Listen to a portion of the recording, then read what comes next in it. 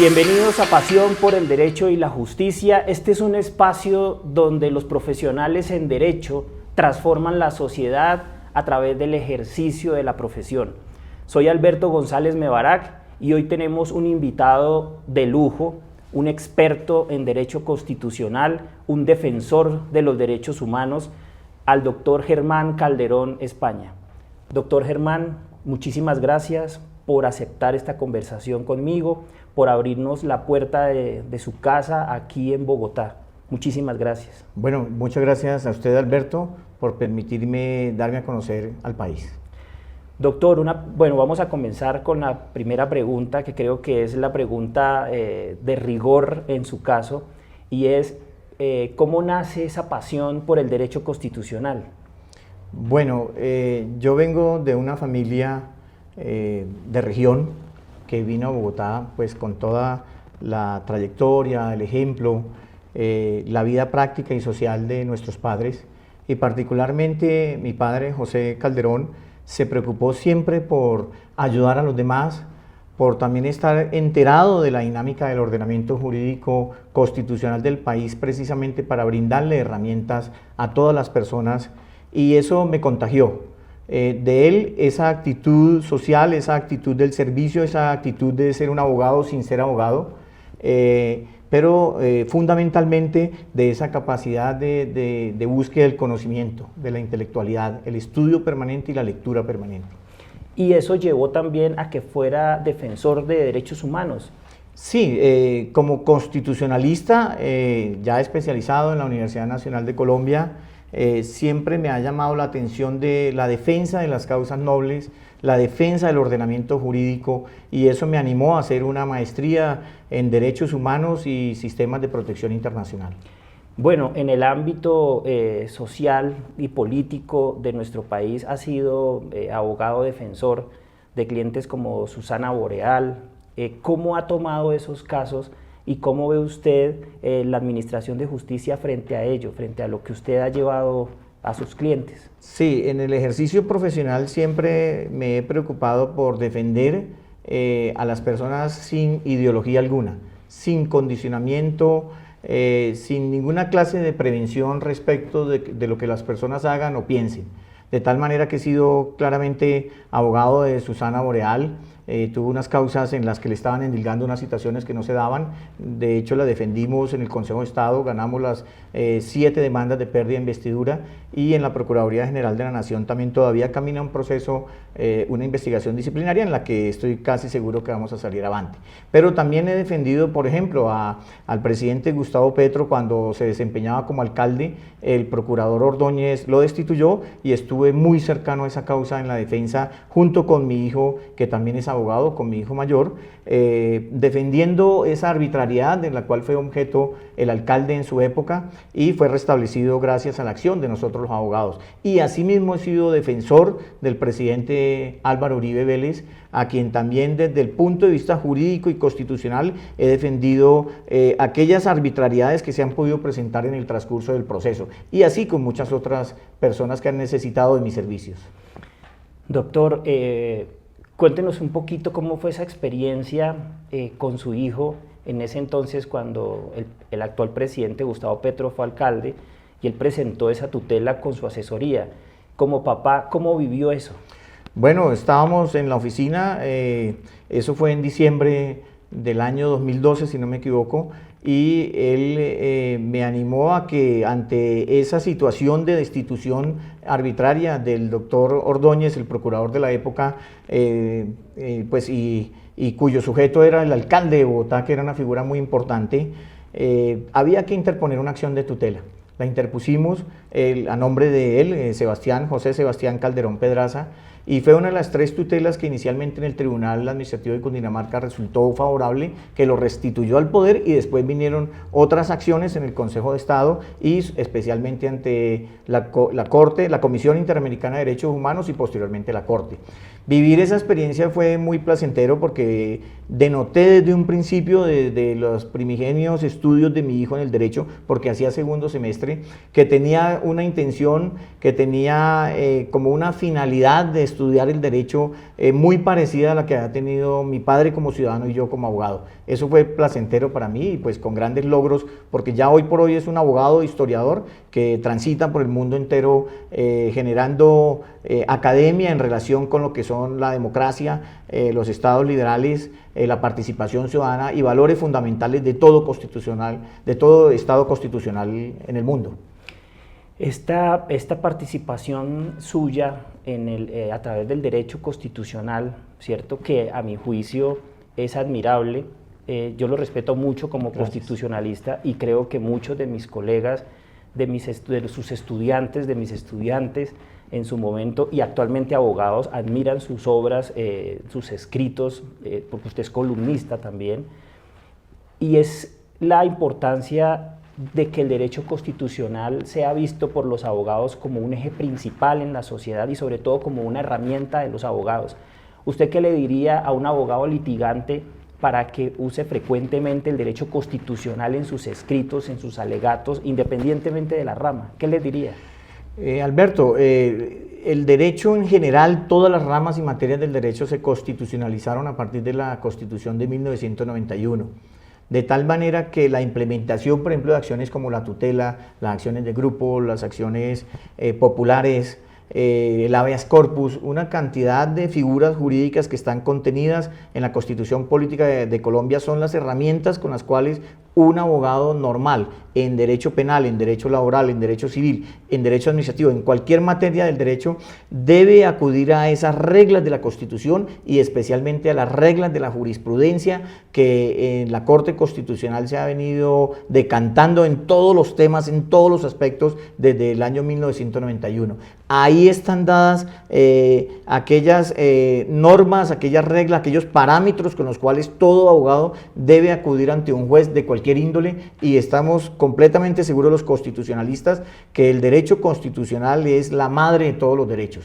A partir de 1991 se preponderó esa visión del constitucionalismo colombiano, lógicamente a partir de la denominación y titulación de lo que es nuestro Estado, que es un Estado social de derecho. Usted ha ganado muchos procesos, ¿cierto?, a través del derecho constitucional, por ejemplo, con lo que hizo cuando logró que el exfiscal Eduardo Montealegre se quedara en su cargo 4 años. ¿Puede contarnos qué pasó ahí? Sí, en ese momento se daba un debate porque él venía a reemplazar, si no me equivoco, a la exfiscal Vivian Morales y ya llegó a mitad de periodo, entonces se dio el debate de si él tenía que estar 4 años o el resto de periodo, que era como año y medio que le faltaba para el periodo constitucional de esta exfiscal. Entonces yo vi que había necesidad de decantar ese debate, interpuse una acción de nulidad electoral, pero no para que nulitaran el nombramiento del fiscal Montealegre, sino para que se resolviera que ese periodo de fiscal era un periodo personal, era un periodo de acuerdo a la interpretación y las reglas de la Constitución Política de Colombia y además de las reglas sencillas que le enseñan a todo estudiante de derecho de la interpretación y validez de las normas jurídicas en nuestro país, desde normas de 1886 con principios fundamentales y sencillos como es norma posterior prevalece sobre norma anterior y norma especial prevalece sobre norma general. Se daba un debate entre el artículo 249 de la Constitución y el artículo 125 que decía que los periodos eran institucionales. Pero el artículo 249 decía, no, el periodo del fiscal es de 4 años y por lo tanto esa norma prevaleció en una demanda que interpuse a favor del exfiscal general Eduardo Montealegre. Esa norma que estás contando ahorita de que la posterior prevalece sobre la anterior, esa es una norma que está vigente y es de la ley 153 de 1887, si no estoy mal. Correcto. Y eso viene desde allá, ¿no? Y fue el argumento de esa demanda, pero además es norma de la lógica, de la cotidianidad, de la sencillez del derecho. Por eso es importante estudiar derecho y estudiar bien derecho, ¿cierto? Sí, señor. Formarse en debida forma. Porque ahorita vemos que muchas universidades están sacando abogados por montones, pero necesitamos tener abogados formados porque son los abogados que van a las altas cortes, abogados que van a la rama judicial, a los juzgados, y son los abogados que están solucionando los problemas del país realmente. Claro, y sobre todo el rol que uno cumple frente al ciudadano normal. Sí. Todos los ciudadanos necesitan un abogado, pero no cualquier abogado. El solo hecho de ser abogado obliga a esa persona que estudió esa carrera estar permanentemente actualizado en la Constitución Política de Colombia, en los tratados internacionales que hacen parte del bloque de constitucionalidad, en el ordenamiento jurídico en todos sus niveles, de tal manera que le pueda ofrecer un servicio eficiente, un servicio eficaz, un servicio que valga la pena y que le dé muy buenos resultados. Que si bien muchos de los casos no se ganan, por lo menos poner a pensar a los jueces de la República, poner a pensar a las altas cortes, de los errores, de los hierros judiciales, de los defectos que se cometen todos los días en las sentencias, porque como abogado lo único que yo he venido replicando es que a los jueces de la República el único favor que se le pide en este país de parte de un ciudadano y su abogado es que se le reconozcan los derechos, sin condicionamiento alguno, sin distinción alguno, no importa quién sea, de dónde venga, de dónde provenga, no importa la raza, la ideología, cualquier situación que sea ajena al derecho, lo que importa es que se reconozcan los derechos que están contenidos en la parte dogmática de la Constitución y sus desarrollos reglamentarios. Excelente. Doctor, para usted, ¿qué es la acción de tutela? Para usted, ¿qué significa la acción de tutela mejor? Muchísimo. La acción de tutela es la gran reivindicación que obtuvimos todos los colombianos a partir de la Constituyente de 1991, pero se ha venido, digámoslo entre comillas, desvirtuando. ¿En qué sentido? La acción de tutela es un derecho sustantivo que tenemos todos los ciudadanos. La acción de tutela no es una mera réplica adjetiva procedimental que tenemos ahí una acción y podemos acudir ante un juez para que nos ampare nuestros derechos cuando han sido conculcados. Para mí la acción de tutela es un derecho sustantivo, un derecho que es inherente a la persona humana y es aquella persona que tiene desamparados sus derechos, conculcados o vulnerados sus derechos, inmediatamente pueda acudir ante un juez para que se los reivindique, para que se los ampare, para que lo proteja, para que le ofrezca garantías en todos los ámbitos, no solo en el debido proceso, en la salud, en la educación, en todos aquellos fines esenciales que están establecidos en la Constitución Política de Colombia y que el Estado tiene la obligación de protegerlo y garantizarle y suministrarle todas esas situaciones con las cuales se desarrolla un ser humano en una vida integral, porque eso es lo que se requiere, en una vida digna, como lo ha dicho la propia Corte Constitucional. Doctor, este podcast se llama Pasión por el Derecho y la Justicia y yo creo que las personas que me siguen y que lo van a seguir ahora a usted, gracias, o que lo han seguido toda la vida, van a poder denotar esa pasión que usted tiene por el derecho y porque los operadores judiciales actúen correctamente. ¿Por qué escogió estudiar Derecho? Precisamente porque desde niño yo sentía esa necesidad de poder servirle a los demás, de velar porque todos los que tenía alrededor con necesidades, que fueron muchas, pudieran tener una voz. El ciudadano normal no tiene voces, no tiene quien los represente. Los políticos aparecen por oleadas en las campañas electorales, pero el ciudadano que no tiene las condiciones, no tiene las oportunidades. Básicamente es eso, artículo 13 de la Constitución Política de Colombia, que todo el mundo tenga oportunidades. Por eso fue mi vocación, esa pasión, desde muy niño la sentía y la vine cultivando y desarrollando a través del estudio permanente. Alberto, no me preguntas, pero yo soy de los que me levanto a las 2 de la mañana a estudiar por un caso porque me apasiono, me entusiasmo, pero además me surge la necesidad de ganar un proceso frente a un cliente, frente a un ciudadano que necesita de mí. Y trato de ser el mejor de los abogados para poder defenderlo y poder que esas causas sean una realidad y que esa reivindicación de derechos se vuelvan esas realidades que necesita todo ser humano. Muy bien. Ahora, digamos, y eso también se lo pudo transmitir a sus hijos, porque sus hijos están estudiando Derecho, el mayor es abogado, me dices, y tienes otro hijo que está también aquí estudiando Derecho, ¿cierto? Sí, de hecho, los hijos van copiando lo que ven de uno. Uno es el reflejo para que los hijos y en general los jóvenes de la sociedad aprendan que la única forma de llegar a ser un buen profesional es el estudio. Mis hijos, mi hijo mayor, José Sebastián, pues también se entusiasmó mucho por la carrera del Derecho porque me veía a mí estudiando permanentemente y dando esas batallas, esas luchas, esas causas.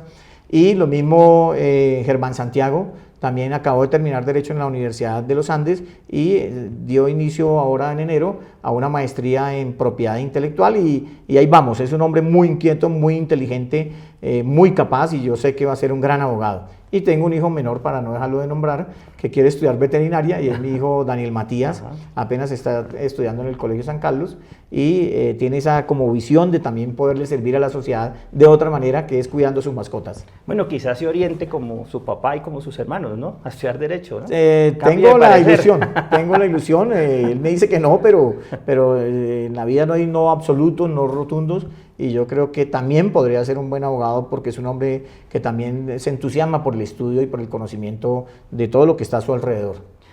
Doctor, hay un tema que yo creo que muchos venezolanos y muchos colombianos están aplaudiendo, una gestión que usted hizo, que fue presentar una demanda ante la Corte Penal Internacional contra el presidente de Venezuela, Nicolás Maduro, ¿cierto? Por las acciones tendientes a las detenciones, torturas, secuestro de opositores y personas manifestantes de su régimen.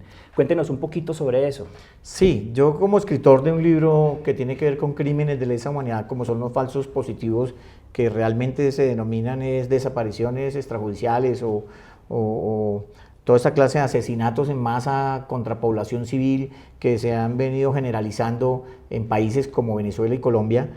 Observé muy detenidamente lo que sucedió el 28 de abril de este año, del año pasado, 2024, en Venezuela, y realmente los atropellos que se suscitaron a partir de esa fecha, y creo que ya venían desde antes, porque ya Nicolás Maduro tenía una denuncia penal en la Corte Penal Internacional por esa clase de crímenes internacionales. Pues me vi en la necesidad como reflejo de ese apasionamiento también por el derecho y por la reivindicación de los derechos de los demás, de interponer esa denuncia. Ya la Corte Penal Internacional me contestó oficialmente en una carta dirigida individualmente, en la que me dice que ya están en esas investigaciones, que han acumulado los procesos desde hace 4 años y que van a dar resultados pronto, que es lo que esperamos de esa alta corporación internacional. Excelente. Y bueno, y sus conocimientos como constitucionalista y defensor de derechos humanos también lo hace a través de medios públicos, a través de medios de comunicación.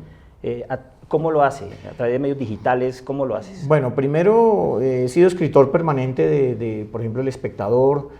Fui escritor de diferentes periódicos regionales, el diario El Huila, Cali 24 Horas, en donde todavía subsisto como escritor, pero también la revista Semana me dio una oportunidad desde hace unos 4 o 5 años, y yo escribía un artículo semanal.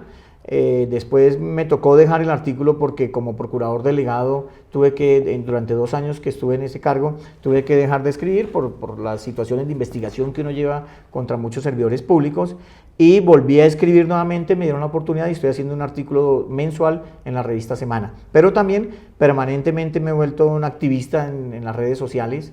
Expongo mis teorías, expongo lo que pienso de lo que sucede diariamente en el país, y me consultan mucho los medios de comunicación como Julio Sánchez Cristo en la W, el noticiero de mediodía de RCN, Caracol, El Tiempo, es decir, permanentemente me están consultando, y pues yo estoy atento siempre a servirles para transmitir conocimientos sencillos, conocimientos puros pero sencillos a la ciudadanía, para que entiendan qué está pasando, por ejemplo, con el caso del expresidente Uribe, qué está pasando con el caso del hijo del presidente Petro, qué sucede con las medidas, por ejemplo, que se han adoptado en el estado de conmoción interior, con todos esos decretos legislativos y todo lo que tiene que ver con el conocimiento que uno adquiere a medida que uno va estudiando permanentemente, para poder que la sociedad también sea activa, participe, que además es un derecho fundamental de las personas y definitorio del Estado social de derecho participativo y democrático que tenemos en nuestro país. Usted demandó ese decreto de conmoción interior, ¿cierto? Sí,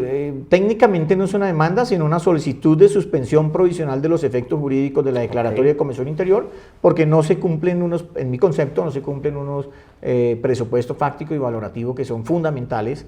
La situación del Catatumbo es una situación que se venía dando desde hace muchísimos años, 4 o 5 gobiernos, que no ha sido conjurado, como la situación de los niños de La Guajira, y yo pienso que se utiliza esa herramienta como para pretender, lo diría entre comillas, por parte del gobierno nacional, llegar a una declaratoria de conmoción nacional. Okay. Y eso es muy perjudicial para el país.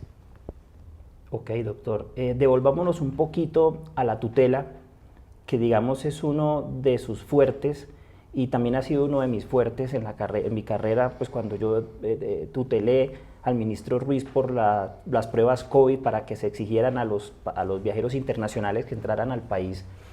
Pero hay un problema con la tutela, y es que puede que se falle a favor de una persona, pero no se proteja el contenido del fallo, es decir, no se proteja el derecho tutelado.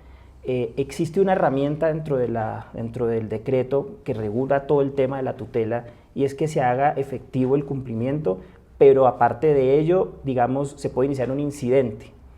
Le puede explicar a las personas del común que no son abogados cómo puede operar estas dos figuras para que un fallo de tutela no se quede en papel, sino que realmente sea efectivo, real, que se pueda cumplir con ese derecho que el juez ha ordenado que se cumpla.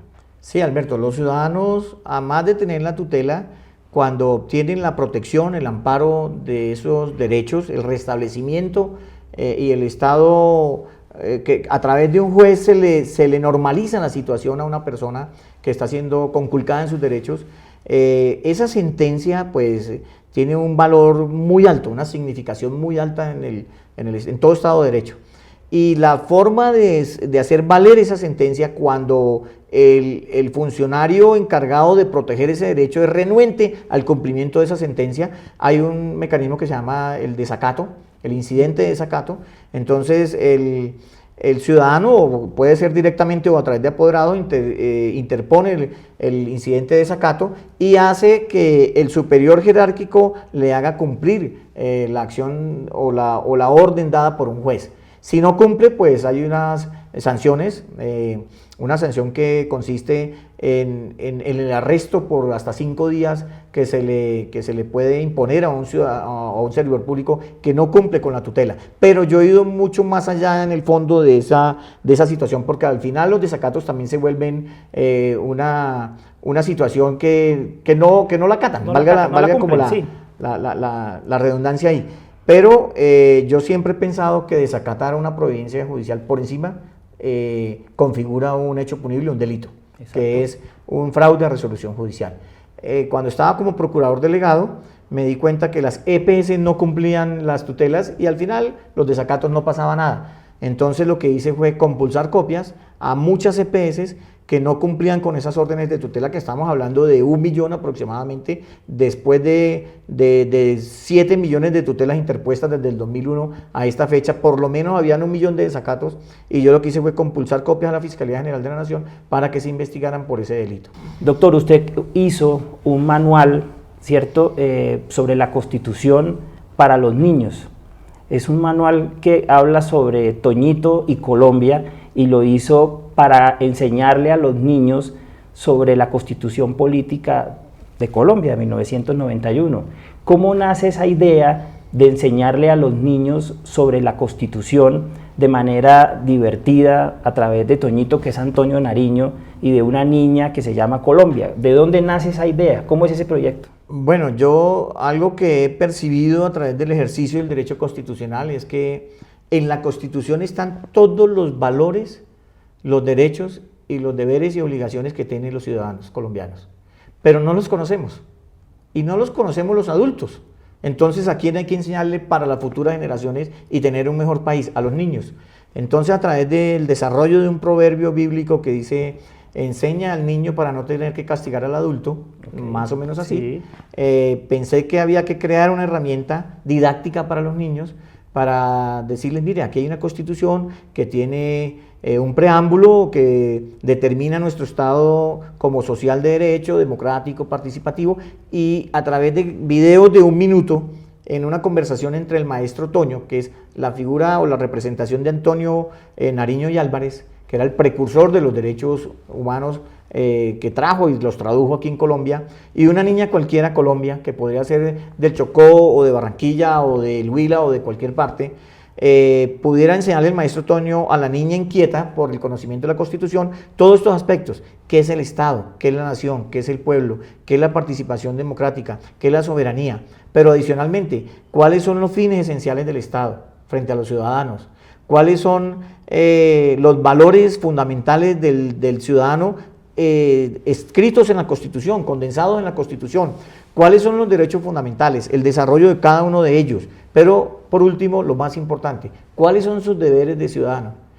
El artículo 95 de la Constitución Política de Colombia establece los deberes y obligaciones del ciudadano y lo resume en 6, 7 frases. Y si cumpliéramos eso, realmente tendríamos mejores ciudadanos. Muy bien. Usted escribió un artículo hace poco sobre la escombrera en la revista Semana, que tiene que ver sobre hechos que ocurrieron en el sector conocido como la Comuna 13 de Medellín. Pero digamos, no vamos a ahondar mucho en el tema, es simplemente para tocar la importancia del derecho constitucional en todas las ramas del derecho, porque ahí se habla de la duda razonable, y usted lo cita en su artículo. La duda razonable del derecho constitucional para los abogados y estudiantes de derecho, ¿qué es, doctor Germán? Cuando existe una investigación penal por la comisión de presuntos delitos contra una persona, para poder que se dé una sentencia condenatoria al final de toda la investigación y de todo el desarrollo del proceso y del juicio, tiene que haber una certeza de que esa persona sí es quien cometió ese delito. No puede haber duda, porque la duda es un principio fundamental del derecho, se resuelve al favor del procesado. Si el Estado no tiene la capacidad de tener la certeza de que ese ciudadano es el que cometió un delito, lo tiene que sacar por duda y lo absuelve. Es una prerrogativa que tiene el ciudadano y se puede explicar de esa manera. Doctor, ¿qué mensaje le daría usted a los estudiantes de Derecho hoy en día? Bueno, que lean, que se especialicen, porque el derecho es una materia muy amplia, pero si tenemos abogados especializados en diferentes ramas, que estudien profundamente esa rama, que estudien profundamente esa especialidad, pues vamos a tener grandes abogados en cada una de las materias y que estudien derecho constitucional, que es el mejor derecho. Doctor Germán, muchísimas gracias por aceptar esta conversación. Es maravilloso escuchar esa pasión que usted tiene por el derecho, la experiencia tan grande que tiene en derecho constitucional, en la defensa de los derechos humanos, en cómo usted defiende a sus clientes por encima de todo con esa ética y profesionalismo que es lo que irradia a los estudiantes y abogados y no abogados que ven este podcast. Muchísimas gracias por esta conversación, que espero pues que no sea la primera, sino que sean muchas, porque con su experiencia puede aportarle mucho al país. Bueno, muchas gracias a usted, Alberto. Bueno, esto es todo por hoy. Esto es Pasión por el Derecho y la Justicia. Nos vemos pronto. Muchísimas gracias.